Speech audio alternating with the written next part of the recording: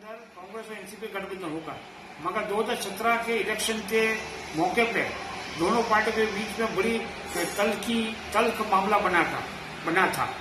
तो मैं मानता हूँ कि कांग्रेस को भी बहुत ही अच्छी तरह से सोच समझकर शंकर सिंह पर भरोसा करके आगे बढ़ना पड़ेगा।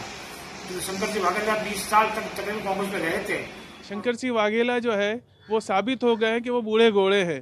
अब जो है कि वो कोई तरह का पॉलिटिकल वजूद नहीं रखते, उनका खुद का वजूद खतरे में है। अब कांग्रेस उनको बीजेपी से वो पहले फरार हुए, कांग्रेस में उनका कोई वजूद नहीं रहा, तब उनको चाहिए था कोई पॉलिटिकल प्लेटफॉर्म, तो वो जो है एनसीपी ने जो है उनको प्लेटफॉर्म दिया है। इससे गुजरात में तो कोई भी तरह का फर्क होने वाला नहीं है, क्योंकि लोग जानते हैं कि शंकर सिंह वाघेला जो है अपॉर्चुनिस्ट हैं और वो जो है सिर्फ अपने लोगों को, अपने बेटे की सीट को भी नहीं जितवा सके थे।